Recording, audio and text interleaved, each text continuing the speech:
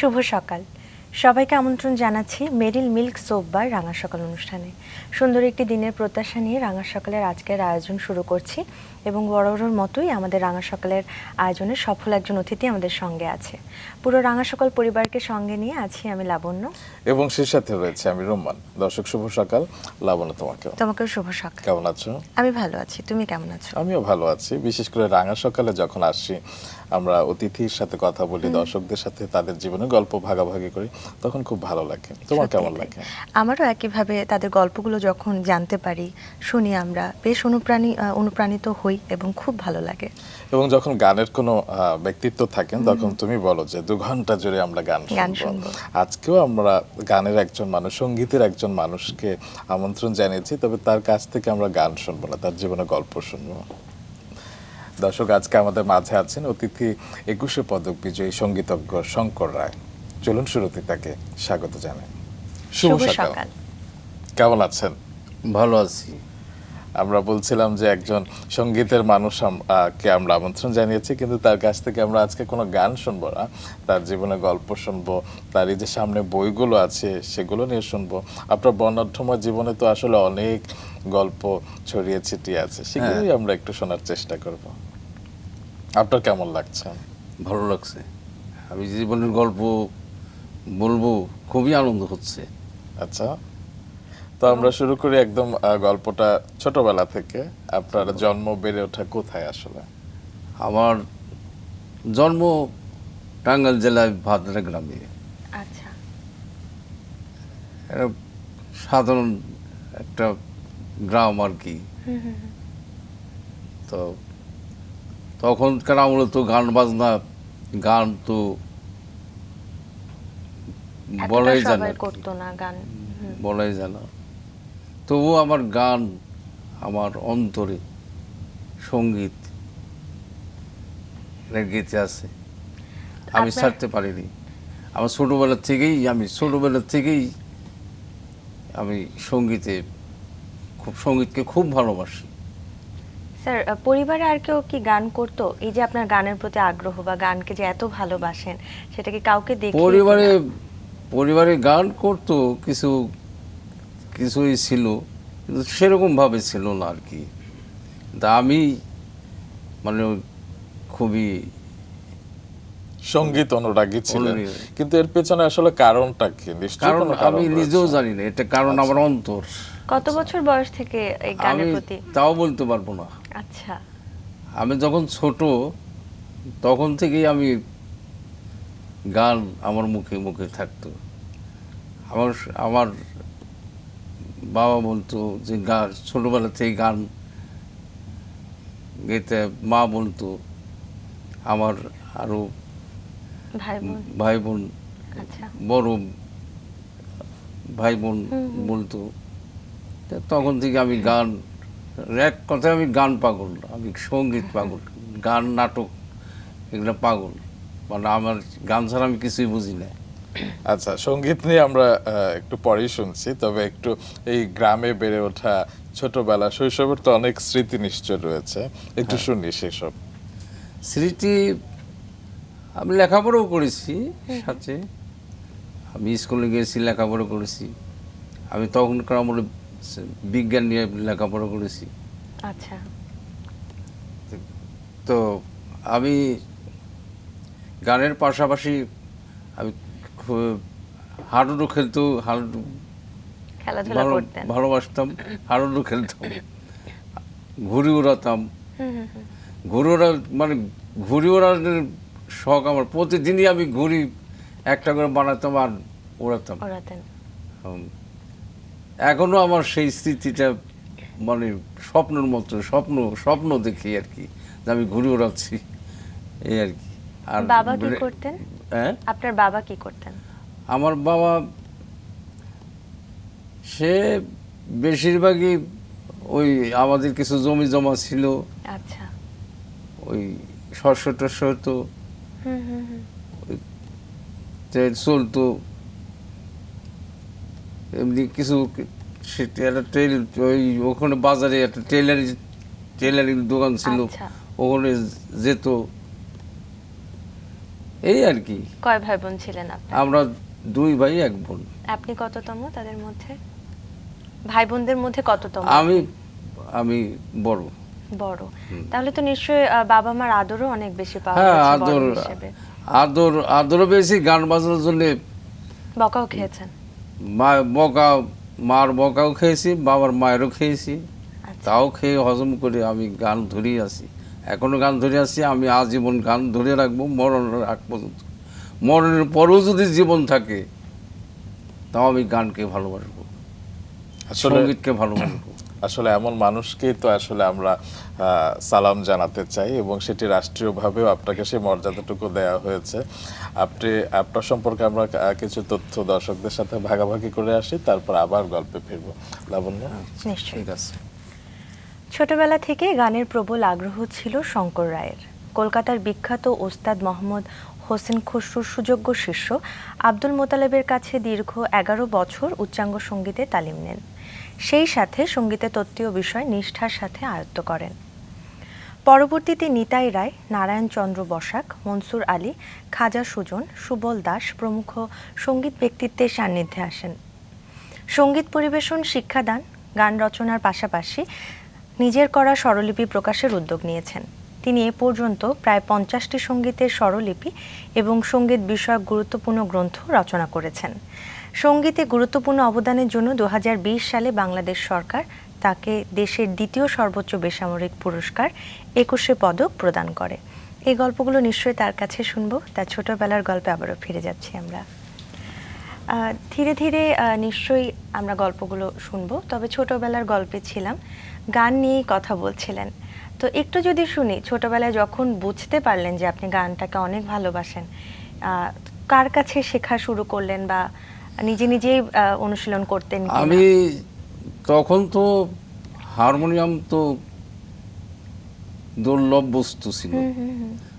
আমাদের গ্রামটা এতই যে হারমোনিয়াম ছিলই না বলা যায়।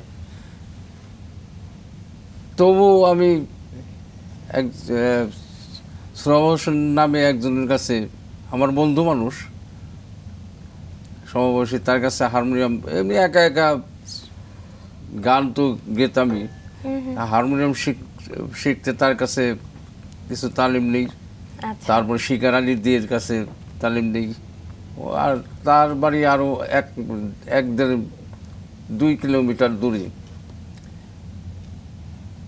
তখন তাদের কাছে যখন হারমোনিয়াম আর ছিল না, হারমোনিয়াম তো এক সময় একটু নষ্ট হয়ে যায়, তখন সারানোর কোনো কায়দা নাই।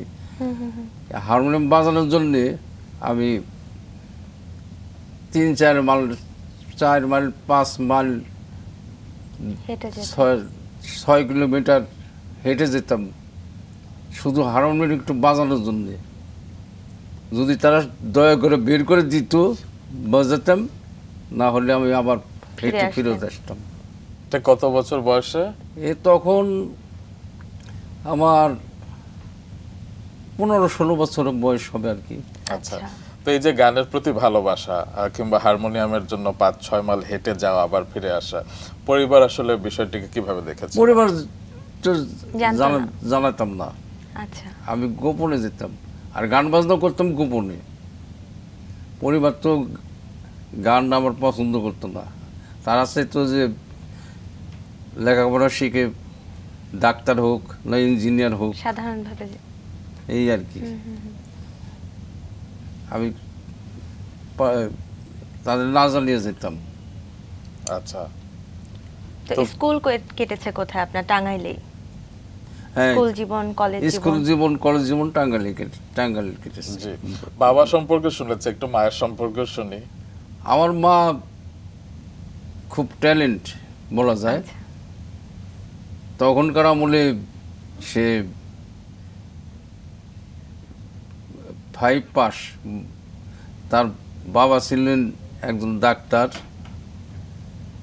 সে তার কাছে বহু লোক আসতো, গ্রামের অনেক লোক আসতো চিঠি লেখার জন্যে, পড়ার জন্যে।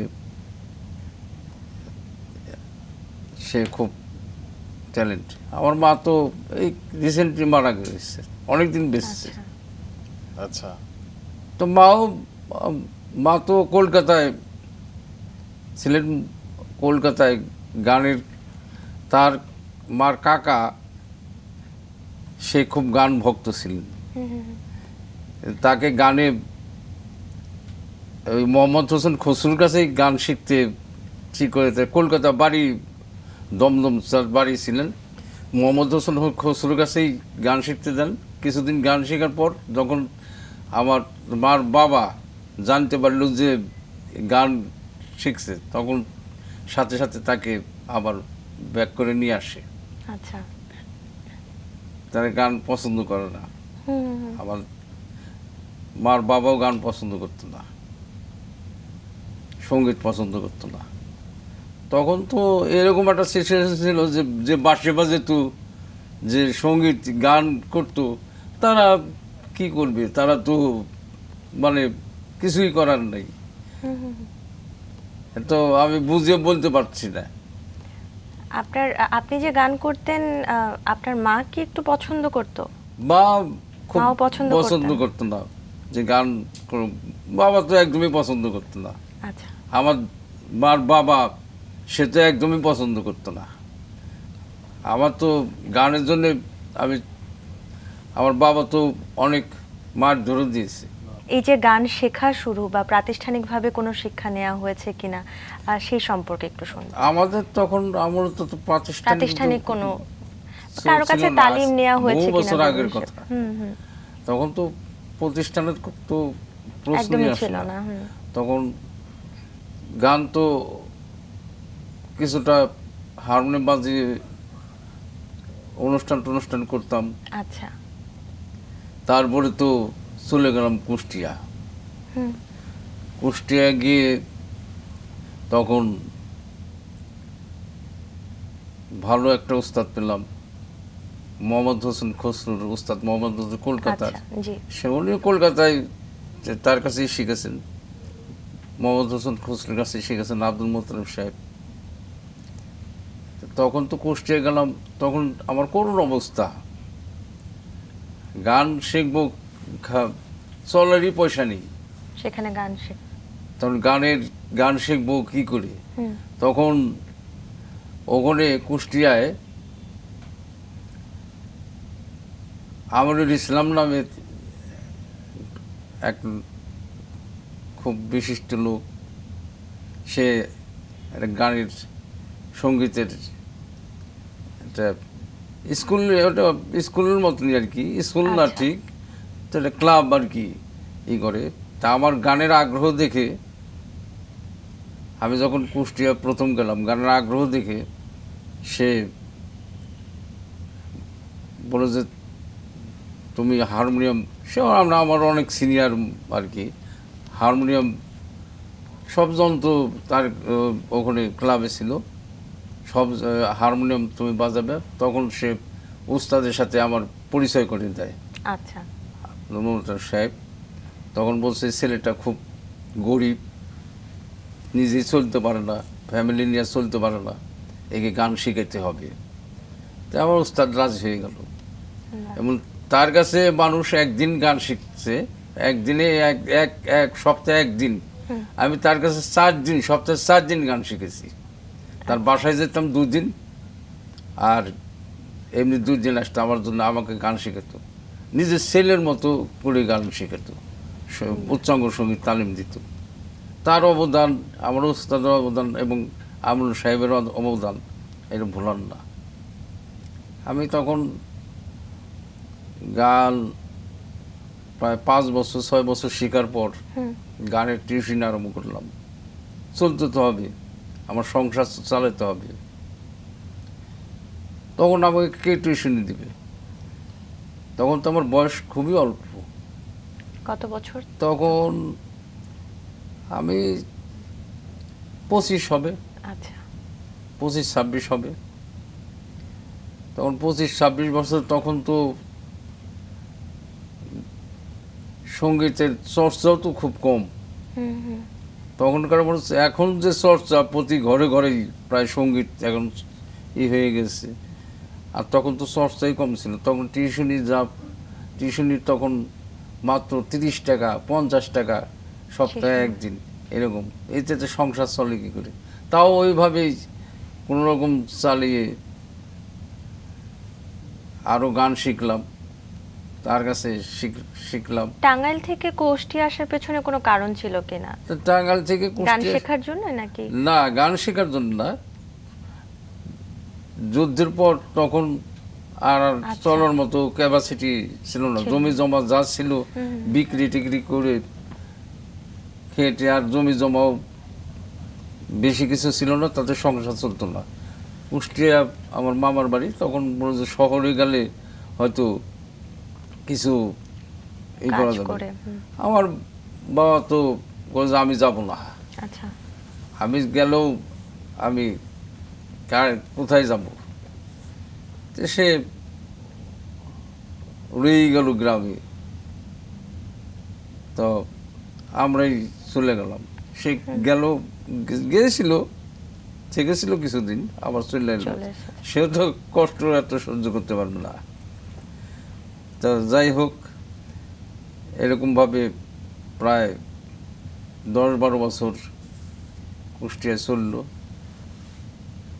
চলার পর গান উচ্চাঙ্গ সঙ্গীতের তালিম নিলাম, সপ্তাহে 4 দিন তার কাছে শিখেছি। শাস্ত্রীয় সঙ্গীতেই কেন আপনার তালিম আমার নেওয়া? শাস্ত্রীয় সঙ্গীত সবচেয়ে ভালো লাগে। আমি তাই সেই সময় থেকে? হ্যাঁ, সেই সময় আমার এমনি সাধারণ গান আমার কাছে ভালো লাগে না, আমার শাস্ত্রীয় সঙ্গীত এত ভালো লাগে।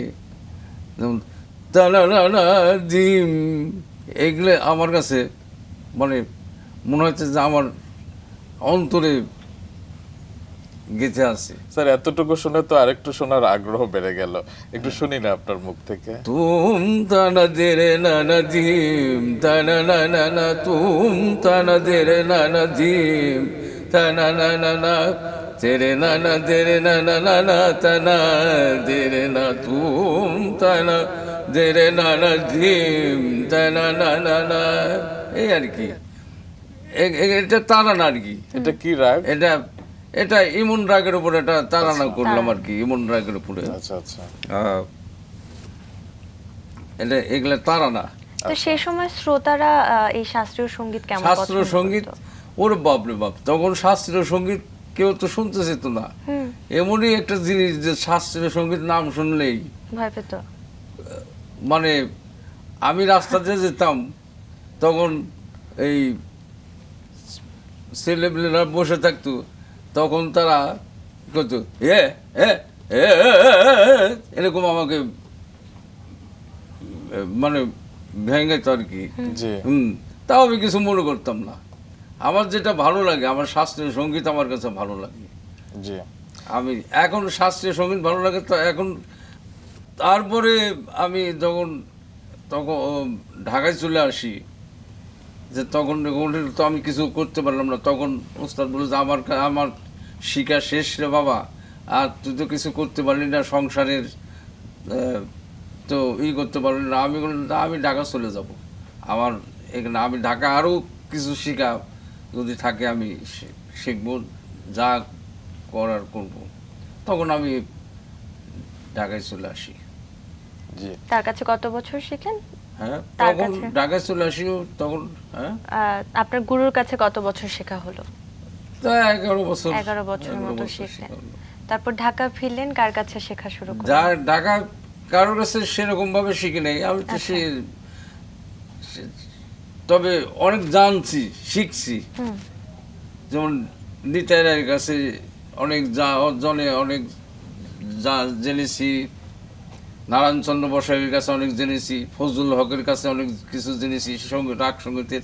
ফজলুল এদের সাথে আমার ভাগ্য খুবই খুবই ভালো যে আমি তখন তাদের সান্নিধ্য, বড় বড় লোকের সান্নিধ্য তারা বিশিষ্ট সঙ্গীত ব্যক্তিত্ব তখন ছিলেন, তাদের সান্নিধ্য আমি লাভ করেছি। আমি তাদের কাছে অনেক কিছু জেনেছি, সঙ্গীতের, রাগ সঙ্গীতের, উচ্চাঙ্গ সঙ্গীতের। তারা উচ্চাঙ্গ সঙ্গীতের শিল্পী। স্যার ঢাকায় এলেন কেন? তো আমার ওখানে তো আমার আরো উচ্চ আকাঙ্ক্ষা, আর সংসারও তো আমি ঠিক মতো চালাতে পারছি না। ঢাকায় এসে তো আমার টিউশনি আরম্ভ করি, গানও শেখানো আরম্ভ করি। তাদের তখন ঢাকায় এসে গান শিখাইছি, তখন আমার ভালো ইনকাম হয়েছে। আচ্ছা, তখন শাস্ত্রীয় সঙ্গীত শিখতে হ্যাঁ, চাইতেন শাস্ত্রীয় অনেকে। সঙ্গীত তখন কিছুটা অবস্থার উত্তরণ আহ, হয়েছিল। মডার্ন গানে চলে আসি। আচ্ছা। শাস্ত্রীয় সঙ্গীত তো কেউ শিখতে চাইতো না, শিখতেও খুব কম। তখন এই নজরুল সঙ্গীত, রবীন্দ্রসঙ্গীত, এগুলা আধুনিক, হুম। এগুলাই কিছু কিছু শেখা আরম্ভ করি। তার পরবর্তীতে যখন আমি বই আকারে তখনই তারা বললো যে আমাদের দেশে সঙ্গীত শিক্ষার বইয়ের যথেষ্ট অভাব রয়েছে। আমিও চিন্তা করলাম যে আমার তখনই আসা, কুষ্টি থেকে আসা, যে আমি বই বের করবো। স্যার, বই নিয়ে অবশ্যই বিস্তারিত শুনবো, তবে তার আগে আরেকবার একটু গান শুনতে ইচ্ছে করছে, নজরুল সঙ্গীত কিংবা আধুনিক, যদি আপনি খালি গলায় আমাদের একটু শুনিয়ে দেন। এখন তো সকালবেলা নজরুল সঙ্গীত, তুমি আমার সকাল বেলার সুর, তুমি আমার সকাল বেলার সুর, হৃদয় অলস উদাস করা, অশ্রু ভরা তোর, তুমি আমার সকাল বেলার সুর। এই আর কি, এখন দম পাই না আর কি, ধন্যবাদ। জি। এখন হার্টের তারপর অসংখ্য প্রবলেম হয়ে ধন্যবাদ স্যার। দম একটু কমে গেছে আর কি।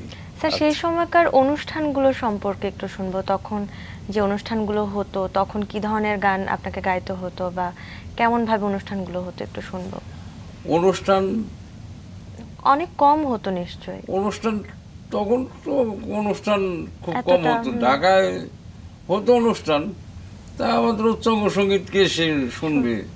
তখন ওই মডার্ন গান, কিছু কিছু মডার্ন গান তো তখন তো আমি ভালো ঠুমরি কিছু জানতাম, ঠুমরি ঝুমরি গাওয়া হতো, গজল। ঠুমরি গান তো এই তো কেউ শুনতো না, আর উচ্চাঙ্গ সঙ্গীত কেউ শুনবে না। এজন্য আমি যদি এখন আরম্ভ করি, হে না হে না না রে এগুলো তো কিছুই বুঝবো না। এগুলো বলছে বন্ধ করে, এখনো যদি এগুলো হয়, অনেকে টিভি বন্ধ করে দেয়। তবে অতি সম্প্রতি যে শাস্ত্রীয় সঙ্গীত উৎসব হয়েছিল বেঙ্গল আয়োজিত, যেটির সাথে মাছরাঙা টেলিভিশনও যুক্ত ছিল পৃষ্ঠপোষক হিসেবে, সেই উৎসবগুলোর পরে আসলে এখনকার দর্শকের দৃষ্টিভঙ্গি কিছুটা হলেও হয়তো পরিবর্তন হয়েছে। হ্যাঁ, হয়েছে। স্যার, আপনি বলছিলেন যে আপনি ঢাকায় আসলেন, ঢাকায় এসে কিছু টিউশনি করা শুরু করলেন।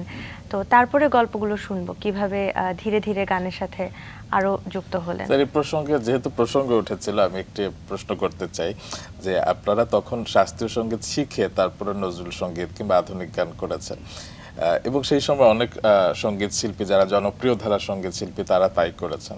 কিন্তু এখন দেখা যায় যে শাস্ত্রীয় সঙ্গীত না শিখেই আসলে অনেকে জনপ্রিয় হয়ে যাচ্ছে। তো আপনার কাছে আমার প্রশ্নটা হচ্ছে কি, শাস্ত্রীয় সঙ্গীত যে কোনো গান করবার জন্য আসলে কতখানি গুরুত্বপূর্ণ? গুরুত্বপূর্ণ।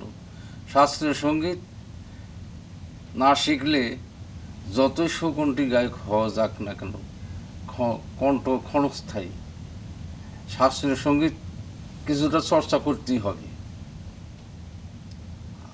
আজকে এই দেখেন, অনেক ভালো কণ্ঠ, পরে আর কণ্ঠ নষ্ট হয়ে যাচ্ছে। কি জন্যে? আমার ভিত্তি যদি শক্ত না থাকে, আমি 5 তলা বিল্ডিং উঠে সেই 5 তলা বিল্ডিং থাকবে, ভিত্তি যদি শক্ত না হয়। তো উচ্চাঙ্গ সঙ্গীত ভালো মতো চর্চা না করলে যদি সে না মডার্ন গানও যায়, সাধারণ গানে যদি যায় তা উচ্চাঙ্গ সঙ্গীত কিছুটা চর্চা করতেই হবে, তার তার কণ্ঠ ভালো থাকবে। আচ্ছা। আমরা কি এরকম ভাবে একরকম ভাবে বলতে পারি কিনা যে আমরা যারা পড়াশোনা করছি, এই যেমন ইংরেজিতে আমরা অনেক গ্রামার শিখছি, শিখে হয়তো অনুশীলন করেই হয়তো প্রপারলি স্পিকিং বলতে পারছি, তো সেইভাবে সঙ্গীতের ক্ষেত্রেও এটা একটা গ্রামার, যে হ্যাঁ, গ্রামারটা না জানলে হয়তো আমরা গানের ক্ষেত্রে সেটা ব্যবহারটা করতে পারবো না না। একরকম ভাবে, এটা গ্রামার, এটা শিখতেই হবে। শিখতেই হবে। তো তারপরে আপনি স্যার সেই সময় যদিও অনেক কম দর্শক ছিল শাস্ত্রীয় সঙ্গীতের, তারপরেও আপনি এই শাস্ত্রীয় সঙ্গীতের প্রতি আপনার ভালোবাসা সবসময় ছিল। এখন আমার শাস্ত্রীয় সঙ্গীত আমার হলে যত কাজই থাকুক আমি শুনবই। বাহ, এবং আমি এখন এই হার্টের প্রবলেমের জন্য তাও আমি ভালো গেতে পারছি না, মানে একটু ভয় গলাটা, করে। হুম। কিন্তু আগে আমি গাবই, মানে আমার হারমোনিয়াম নিয়ে বা তানপুরা নিয়ে একদিন না বসলে আমার ভালো লাগে না। এখনো হারমোনিয়াম আমি ডেইলি একবার করে বাজাবই। বাহ, স্যার আপনি তো গান লিখেছেন অনেক, তো গান লেখার শুরুটা আসলে কবে থেকে? গান লেখা শুরুতে ঢাকায় আসার পর থেকেই। আচ্ছা, আমি 1986 সনে আমার বই বের হয় রাগঞ্জলি, তখন রাগঞ্জলি বই বের করি, তখন থেকেই এটি আপনার প্রথম বই? হ্যাঁ, প্রথম বই রাগঞ্জলি আমার প্রথম বই। এটি কি নিয়ে বইটি? সঙ্গীত শিক্ষার বই, আচ্ছা। উচ্চাঙ্গ সঙ্গীতের বই। রাগঞ্জলি প্রথম বই, তারপরে রাগমালা। এখানে কি আছে বইগুলো? হ্যাঁ, এই রাগঞ্জলি। আচ্ছা, লাবণ্য একটু দর্শকদের দেখাও। তো এটা এটা আমার 86 প্রথম সালে বই। বেরিয়েছিল? এটা 1986 সনে বেরিয়েছি। আচ্ছা আচ্ছা, তো এই পর্যন্ত আপনার মোট কটি বই বেরিয়েছে? এ পর্যন্ত আমার বই বেরিয়েছে 50টা বই বেরিয়েছে, 50-60। সবগুলো শাস্ত্রীয় সঙ্গীত নিয়ে? না, বিভিন্ন ধরনের, যেমন? মানে আধুনিক গান, আচ্ছা পল্লী গীতি, তারপর দেশাত্মবোধক, লোকসঙ্গীত, বিভিন্ন ধরনের, আচ্ছা। লালন সঙ্গীত, লালন স্বরলিপি, এর বিভিন্ন ধরনের বই। তো গান এই বই, এইগুলো বই বের করার অবদান কাকলি প্রকাশনীর, একে নাসির আহমেদ সিনেমার কথা আমি ভুলতে পারছি না, তার অবদান যথেষ্ট। আমার সব কিছু দেখাশোনা এখন সেই করে, আগে থেকেই করতে। জি স্যার, গান লেখার কথা হচ্ছিল। গান লেখার শুরুটা আসলে আপনি ঢাকায় আসবার পর থেকে। তো গান লিখবেন এরকম ভাবনা তো নিশ্চয়ই আগে ভাবনা থেকে? আমার কুষ্টি থেকেই ছিল। আচ্ছা আচ্ছা, কুষ্টি থেকেই ছিল যে আমি বই বের করব। আমি বই, কারণ তখন দেখেন এই রাগ সঙ্গীত, উচ্চাঙ্গ সঙ্গীত, আমি একটা বই আমি জোগাড় করতে পারিনি, তো কোথায় পাবো? তখন এইখানে গান শেখাইতো, যেমন এখন তো সকাল জোনপুরি রাগ, হুম, যেমন এক এক ওস্তাদ এক এক রকম গাইতো। পয়ল কি ঝনকার বরনিয়া, কিন্তু এইটা যখন আমি জোনপুরি রাগ আমি লেখা ধরলাম, যখন ই করলাম, কিন্তু এটা কি পায়েলা কি না পায়লা কি না ঝেনা না ঝন, এটা আমি বহু সমস্যায় পড়ে গেছি।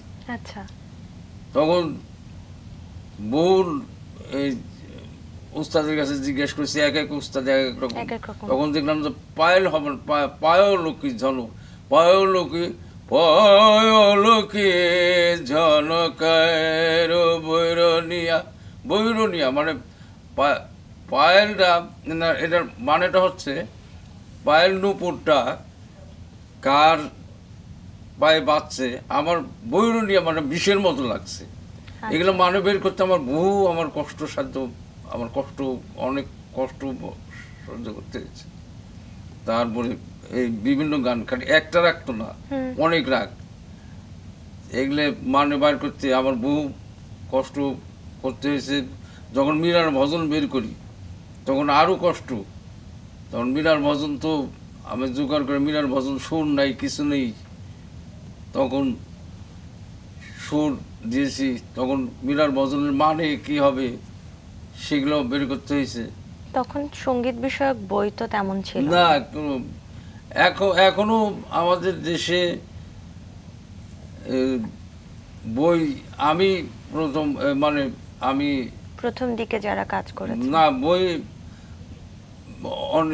অনেক বই বের করেছি এই আমার বাংলাদেশে। আমাদের বইয়ের চাহিদা আমি যা গর্ব করে বলতে পারি যে আমি বইয়ের চাহিদা আমি পূরণ করতে পেরেছি কিছুটা। তো প্রথম যখন স্যার রাগ অঞ্জলি আসে, আপনি যে প্রথম বইটা বের করেন, তখন কেমন সাড়া পেয়েছেন বা এই গান খুব ভালো নিয়ে সাড়া প্রথম পেয়েছি। একটু শুনি গল্পগুলো সে সময়কার। তখন রাগ অঞ্জলি যখন বইটা বের করলাম তখন বহু সাড়া পেয়েছি, বহু পেয়েছি। তখন রাগ অঞ্জলি বইটা আমি যখন লেখি তখন আমি খুব অসুস্থ হয়ে পড়ি। মানে আমি একভাবে বসে, তখন তো প্রেসের কথা উঠে, প্রেসে তো যখন এই দেখা যে সঙ্গীতের বই টাইপ সব রেপ হসন্ত সাহসা এগুলো করে বন্ধ করে দিত যে আমরা করতে পারবো না। তখন আমার প্রেসের কাজও শিখতে হয়েছে। আমার প্রেসে আমি কাজ শিখে প্রেসে ওখানে টাইপ করে প্রেসে আমি নিজে বই টাইপ করে বের করেছি। আচ্ছা, এখনো আমার সঙ্গীতের বই কেউ করতে চায় না। যখনই সঙ্গীতের বই কেউ কম্পিউটারে করতে চায় না, স্বরলিপিগুলোর জন্য। স্বরলিপি কেউ করতে চায় না, আমি স্বরলিপি সব আমি করি। স্যার, এই যে স্বরলিপি সংরক্ষণ করা কিংবা স্বরলিপি লেখা, এটা আসলে শুরুটা হয়েছিল কিভাবে? হ্যাঁ, স্বরলিপি নিয়ে আপনার যে কাজ করা, গবেষণা করার, এটা শুরুটা আসলে কিভাবে হয়েছিল? শুরুটা কবে থেকে কিংবা কিভাবে? তখন থেকে, যখন এই রাগ অঞ্জলি রাগমালা বই বের করলাম তখন আস্তে আস্তে চিন্তা করলাম যে বিভিন্ন ধরনের বই বের করতে হবে। তখন বিভিন্ন ধরনের বই আমি বের করা শুরু করলাম, পরপর বিভিন্ন ধরনের বই। ভাবলাম যে মীরার ভজন বের করলাম, তারপর দেশের গানের দেশাত্মবোধক বের করতে হবে, দেশাত্মবোধকের গানের স্বরলিপি নেই, দেশাত্মবোধক বের করতে হবে, দেশাত্মবোধক বের করলাম। এরকম আস্তে আস্তে বিভিন্ন ধরনের বই স্বরলিপি করে বের করলাম, যাতে কেউ মানে বলতে না পারে যে এই বইটা আমি পাচ্ছি না বা এই বইটা নাই। এইভাবে এখনো কাজ করছি, এখনো বিভিন্ন ধরনের স্বরলিপি কাজ করছি। সঙ্গীতের বই আর একটা বের করবো। অনেক উল্লেখযোগ্য একটি কাজ করেছেন যারা সঙ্গীত নিয়ে কাজ করেন কিংবা সঙ্গীত শিল্পী, যেমন এই প্রজন্মের একজন প্রতিশ্রুতিশীল সঙ্গীত শিল্পী আমার পাশেই বসে আছে। এই বইগুলো হয়তো আপনাদের কাজে লাগবে। নিশ্চয়ই, সেটাই দেখছিলাম।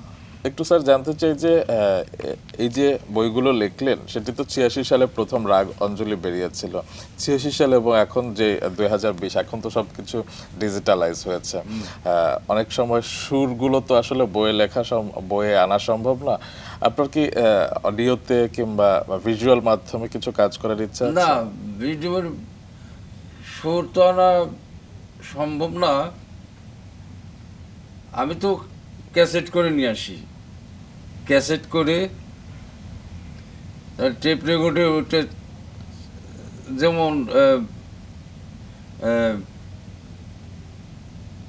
এই তুমি আজ কত দূরে, এই এই একটা লাইন আমি তো জানি না, এই একটা লাইন অন্তত পক্ষে আমার 10 বার শুনতে হয়। একটা গান দিয়ে বুঝাইলাম আর কি, জি, 10 বার শুনে আমার স্বরলিপি করতে হয়। তুমি, এটা মাত্রা কত মাত্রায় যাবে, তুমি আজ কত দূরে, কত মাত্রা হিসাব আছে। আমি তো স্বরলিপি করে গেলাম তা তো হবে না, মাত্রার হিসাব আছে যে কি তুমি আজ কত দূরে, এটা কয় মাত্রার মধ্যে ফেলতে হবে।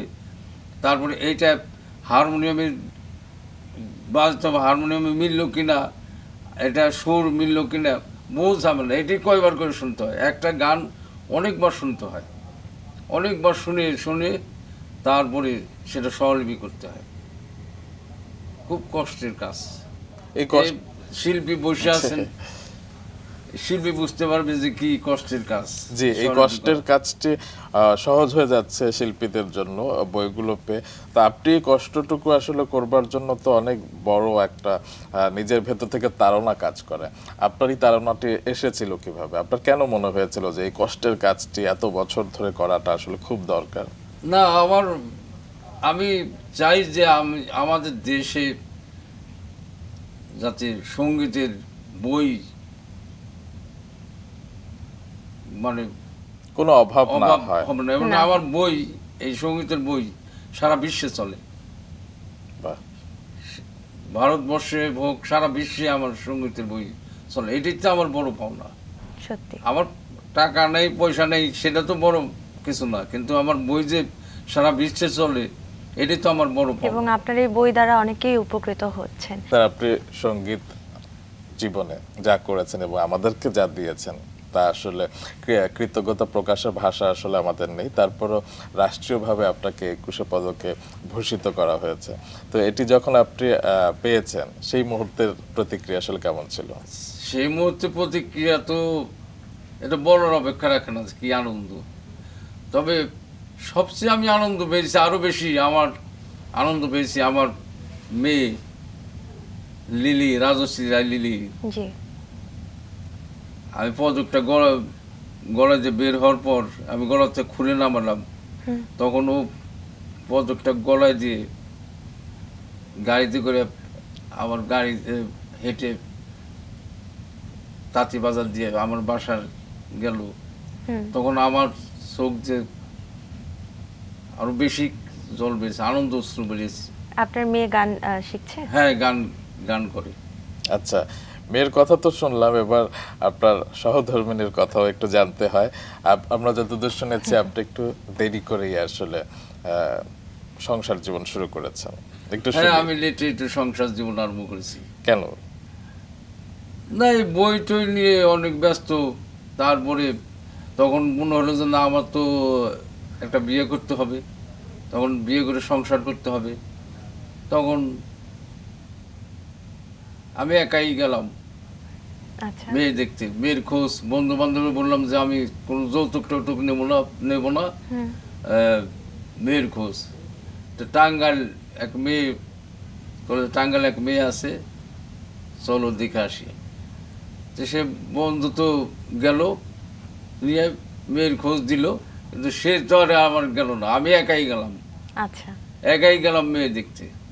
তো এখন মেয়ে তো বসে আছে সামনে, হুম। সবাই বাড়িতে বড় ফ্যামিলি, তারা আমার শ্বশুরের যাত্রা করতো। আবার আমার স্ত্রী গান খুব ভালোবাসে, আচ্ছা। সেও তখন গান টান কিছু করতো। এখন তো আর কিছু করে না। হুম হুম। তখন আমার শ্বশুর বলছে ছেলেকে, তখন বলছি আমি বুকে হাত দিয়ে বলছি আমি ছেলে। আচ্ছা। তখন বলছে আমার তোমার দিকে পছন্দ হয়েছে। আমার যে মেয়ে, সেও বলছে যে আমার পছন্দ হয়েছে। বাহ। আর ঠিক আছে, পছন্দ হলে তো আর কথা নাই, মিয়া বিবি রাজি। মিয়া বিবি রাজি। চলো, এইভাবে হয় না আর কি। তা আমি বললাম যে এভাবে তো হয় না, ঠিক আছে একটা অনুষ্ঠান করে আমি নিয়ে আসবো। আচ্ছা। তো আমার মাকে জানালাম, মা বেঁচে আছে কুষ্টিয়া, মাকে জানালাম, মা আসলো।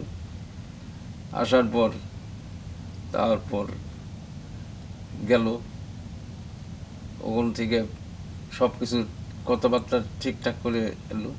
তো বললো যে, ঠিক আছে, আমার ছেলে যখন পছন্দ হয়েছে, মেয়েও যখন রাজি, তখন তখন আমরাও রাজি। আমরাও রাজি, আমরা মেয়ে নিয়েই আসি। আচ্ছা। আচ্ছা, আমার আমরা মেয়ে নিয়ে এসেই বিয়ে দেবো। হুম হুম হুম। তখন মেয়ে নিয়ে কুষ্টিয়া চলে গেল, তারা মেয়ে দিয়েই গেল। বলে ঠিক আছে, রাজি।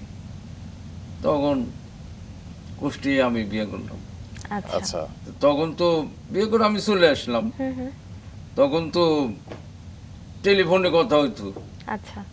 টেলিফোন করতাম কাকলি প্রকাশনী সেলিম বাড়ি, ওখান থেকে। হুম হুম। তো লাইন পাওয়া যেত না, হঠাৎ লাইন পাওয়া যেত। তাও এক টেলিফোন তো আমার বাসায় ছিল না, অন্য বাসায়, ডেকে খুব বিরক্ত হতো। তো একদিন দুঃখ করে বলছে, আমি গিয়ে কুষ্টিয়ে গেছি, তুমি একটা চিঠিও লেখো না আহা। আমার, আমার একটা চিঠিও দাও না, আমার খুব দুঃখ, আমি চিঠি দিই না। তা ঠিক আছে দেবো, একটা চিঠি দেবো। আচ্ছা। তখন তো ঢাকা এলাম, এসে তখন আচ্ছা একটা চিঠি লেখা যায়, চিঠি লিখলাম। চিঠি যখন লিখছি, তখন আমার ভাগ্নি বলছে, তখন ভাগ্নির বাসায় আমি গেছি, আমার জ্যাঠাতো বোনের বাসা, আচ্ছা। বাড়ি, নিজস্ব বাড়ি। তখন ভাগ্নি বলছে, মামা এই কার কাছে চিঠি লিখলেন? আমি বলে, তোর মামির কাছে চিঠি লিখছি। কি কি চিঠি লিখছেন? আমি বলি, লিখছি তো, তার যে দেখুন করোনা দেখাইতে হবে। তখন অনেক সময় চিঠিটা লিখতে আমার 2-3 ঘন্টা সময় লাগছে। আমি আসলে চিঠি লিখতে পারি না। আচ্ছা। তো দেখলাম, চিঠি তোমায় দিলাম বন্ধু, ব্যথার নয়ন জলে, উত্তর দিও প্রিয়তমা চোখেরই কাজলে। বাহ। এই চিঠি ওখানকার সবাই বললো, ভাগ্নিরা বললো, সবাই বললো, আমার যারা তো বোনও বললো, সবাই মানে চিঠিটা বড়ই আর কি। তারপরে কুষ্টিয়া পাঠালাম। ওই কুষ্টিয়ায় মানে ওই চিঠিটা যে পরিচিত লোক ছিল, যে শঙ্করদা চিঠি দিয়েছে, কি লিখেছে আমার একটু দেখাও। তো ওই চিঠিটা অনেকেই দেখেছে। তো ওই চিঠির গানটা আমি লোকসঙ্গীতের মধ্যে আমি সুর করে দিলাম পরে। ওইটাই আমার প্রশ্ন ছিল যে চিঠিতে যে 2 লাইন আছে সেটা দিয়েও তো একটা গান হয়। হ্যাঁ, আসলে। গান হয়। হ্যাঁ, এটার সুরটা এরকম দিছি, চিঠি তোমায় দিলাম বন্ধু, ব্যথার নয়ন জলে, উত্তর দিও প্রিয়তমা চোখেরই কাজলে। এরকম সুর দিয়েছি আর কি। তো সেটি শুনে যার জন্য চিঠি খুবই চমৎকার, খুবই যার জন্য চমৎকার। চিঠি লিখেছেন তার প্রতিক্রিয়া কি ছিল? আর গান তার শুনে? প্রতিক্রিয়া, সে তো বলছে চিঠি জীবনে একটাই পেয়েছি, আর চিঠি লেখার দরকার নেই, মানে এক বলে ছক্কা। এক বলে ছক্কা।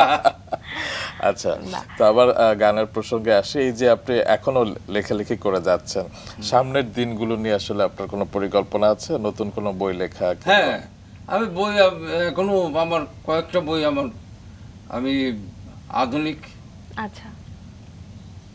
আধুনিক গান তো আছেই, আরো আধুনিক গান করব, রাগ রঞ্জন বই বের করব, অনেক রাগ দিয়ে এবং অনেক থিওরি দিয়ে, আমার যদি জীবনে যদি কোলায় আর কি। জি। এখন বয়স হয়ে গেছে, আর কতদিন বাঁচবো এক সৃষ্টিকর্তাই জানে। আপনি বলছিলেন আপনার মেয়েও গান শিখছে, গান করছে, তো একটু জানতে চাই, যেহেতু আপনি অনেক গান ভালোবাসেন, গান ভালোবেসেই আজকের দিন পর্যন্ত এবং এখনো আপনি কাজ করে যেতে চান গান নিয়ে, তো আপনি আপনার মেয়ের মধ্যে এরকম কোনো স্বপ্ন দেখেন কিনা? মেয়েও গান করে, ছেলেও গান করে। বাহ। ছেলে তো গিটার নিয়ে গান করে, ছেলে বিবিএ পড়ে, আচ্ছা। ফাইনাল ইয়ার, এবার শেষ বর্ষ। আপনি শাস্ত্রীয় সঙ্গীত নিয়ে কাজ করেছেন, আপনার ছেলে মেয়ে কতটা পছন্দ করে? এরা শাস্ত্রীয় সঙ্গীত শিখতেই যদি চায় না। বলি যে বয়, যে একটু রাগনি শিখ, কোনো তো ধৈর্য নাই। ধৈর্য ধরে শিখতে হবে। এখন তারা যদি এখন সকাল, এখন যে শিখ, ওই যে বাজু বন্ধে খুলে খুলে যাও, বাজু বন্ধে খুলে খুলে যাও, খুলে যা রে, খুলে খুলে যাও, এগুলো করে আমরা এগুলো করে, এগুলো শেখার টাইম নেই। তারা গিটারে গান লিখবো, গিটারে কি এই সুর করবো, এই আমার মেয়ে কিছুটা শাস্ত্রীয় সঙ্গীত কিছুটা শিখছে, শিখে, কিন্তু সেরকম ভাবে যুগের চাহিদা বলে একটা ব্যাপার থেকে বিষয় হয়তো আছে। সেটি তাদের ভেতর কাজ করছে, তবে আমি নিশ্চিত যে তারা তাদের বাবা সঙ্গীতজ্ঞ শঙ্কর রায়কে নিয়ে অনেক বেশি গর্বিত। এবং তারা যখন এই আজকের অনুষ্ঠান হোক কিংবা এই যে 21শে পদক প্রাপ্তি কিংবা আরো অনেক অর্জন আপনার আছে, সেগুলো যখন তারা অনুভব করে, নিশ্চয়ই একটা সময় তাদের ভিতরে শাস্ত্রীয় সঙ্গীত শেখার কিংবা করার প্রতি একটা তাড়না তারাও হয়তো অনুভব করবে ভবিষ্যতে। হ্যাঁ, তাদের করবে। জি, তাদের জন্য শুভকামনা এবং আপনার জন্য শুভকামনা রইল, এই যে আপনি বই লিখছেন এবং সামনের দিনগুলো নিয়ে পরিকল্পনা করছেন। স্যার, একটু যদি জানতে চাই যে এই অবস্থায় দাঁড়িয়ে নিজের জীবনটিকে আসলে কিভাবে আপনি ব্যাখ্যা করতে চান, এক জীবনের অর্জনগুলো নিয়ে আপনি কতটুকু সন্তুষ্ট? আমি দেখেন সঙ্গীতে সন্তুষ্ট হওয়ার মতো কায়দা নাই, মনে হয় যে কিছুই শিখিনি, আরও শিখতে চাই, আরও জানতে চাই, আরও শিখতে চাই। আত্মার সন্তুষ্টি আসে না। একজনকে খাইয়ে পেট ভরানো যায়, কিন্তু আত্মার শান্তি। সঙ্গীতের আত্মা ভরে না। মনে হয় যে আরও শিখবো, আরও জানবো, আরও করবো। এরকম কি শিখেছি? সঙ্গীতের কিছুই শিখিনি। তবে ছোট করে যদি একটু জানতে চাই স্যার, এখন অনেকেই গান শিখছে এবং পরিবার থেকে অনেক আগ্রহ যে এখন সকলে গান করবে বা গান শিখবে, তাদের উদ্দেশ্য যদি আপনার আপনার পক্ষ থেকে কিছু হ্যাঁ, বলা তারা থাকে। গান শিখবে। এখন ভালো শিল্পী হচ্ছে অনেক। আমার খুব ভালো লাগে এখনকার শিল্পী যারা, অনেক অনেক শিল্পী, অনেকের গান শুনি, খুব ভালো গায়। এমন দুই তো চার জনের তাদের- নাম বলতে পারবেন যাদের গান হ্যাঁ? আপনার ভালো লাগে? না, এটা আমি কাজের ফাঁকে ফাঁকে গান শুনি। হয়তো আমার স্ত্রী গান শুনে, আমি শুনি। তো এটা আমার স্ত্রী বলতে পারবো তাদের নাম। এখনকার প্রজন্মের নাম তারা বলতে পারবো। আমি কাজ করি, কম্পিউটার কাজ করি, গান ভালো লাগছে, আচ্ছা একটু শুনি। স্যার, আপনার জন্য অনেক শুভকামনা থাকলো। আমরা অনুষ্ঠানের একদম শেষ পর্যায়ে চলে এসেছি। আপনি বলছিলেন না যে কদিন বেঁচে আছি কিংবা কদিন থাকবো, তারপরে কাজ করে যাব। তবে আপনি যা যা করে গেছেন, আপনি 50-এর বেশি বই আমাদেরকে দিয়ে গেছেন, যেগুলো আসলে বেঁচে থাকবে যুগ যুগ ধরে, বছরের পর বছর ধরে, এবং আপনি কিন্তু বেঁচে থাকবেন আমাদের মাঝে সব সময়। স্যার, আপনার জন্য অনেক শুভকামনা, ভালো থাকবেন। আপনাদের অনেক ধন্যবাদ। আমার জন্য দোয়া আশীর্বাদ করবেন। আর মাছরাঙ্গা টিভিকে অনেক ধন্যবাদ আমার সাধারণ একটা লোকের সাক্ষাৎকার নেওয়ার জন্য। জি। মাছরাঙ্গা টিভিতে আমি কৃতজ্ঞতা প্রকাশ করছি।